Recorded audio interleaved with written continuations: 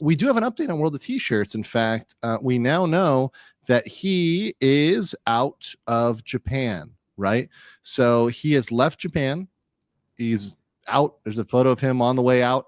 Heading on out today. This is, of course, after my videos and other videos kind of saying, hey, look, you have a high likelihood you could be seeing some real jail time, or even worse, according to our conversation.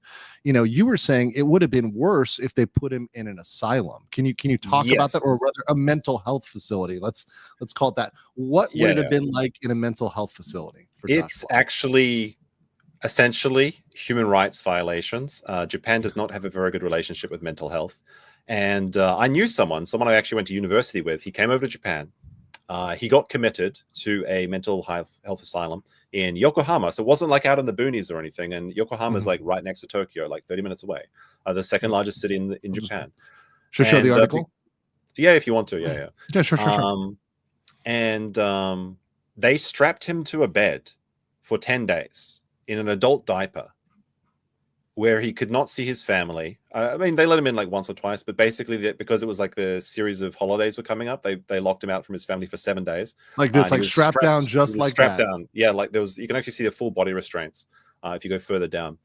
And Crazy. It's believed that he died of deep vein thrombosis, but it could also have been the cocktail of suppressants or whatever they had on him. It's quite harsh. And actually, this is there you go. That's basically what it's like. That is crazy. That was my concern for World of T-shirts, because I mean, obviously he's a very annoying person, but he generally seems to have mental challenges. And that's the saddest part of his story, is that he's surrounded by these people that are just abusing him to get money and to leech off his popularity. And they very well may have killed their golden goose on this trip if they didn't like abort, because this is serious. Like, who's going to help? Like, if he gets committed to a Japanese asylum, because you saw the way when he was doing citizen arrest, right? Like struggling, screaming, biting, that sort of stuff will get you committed to a mental health hospital. And I mean, genuinely, who's going to help him? Like those people, they don't speak Japanese. Be honest, they're not going to help him. I mean, Josh, that footage clearly demonstrated a mental issue. I mean, the biting of the hand, the bracketing, the running around, kicking, and it wasn't kicking like he was a trained martial artist or something. It was like spasmic kicking, Yes, he did hit somebody, but it was more, I think, to be honest, it probably didn't hurt. He punched someone in the head, and I believe he kicked a Japanese person.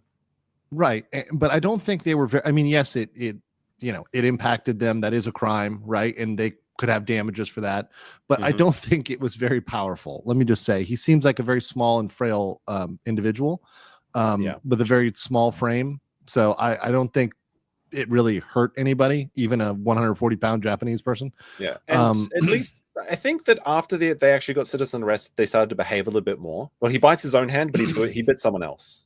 Like, he always bites himself as like a stress relief or something. I'm not exactly sure. But he did go to the police station, right? He did try to call the embassy, apparently. Yep, it was a citizen arrest. They probably had him talking to in Japan. They probably had him talking to a Japanese translator. Like, I know that the reports were saying he was talking to the embassy. It's far more likely he was talking to a Japanese policeman that spoke English, or just an admin person that spoke English to translate for him. Not impossible, of course. But that's exactly what happened with Johnny Smiley when he was arrested, right? All these policemen jumped out of the van, like 10 guys or whatever. They grabbed him and they stuck a cell phone next to his head, because none of the arresting officers spoke English.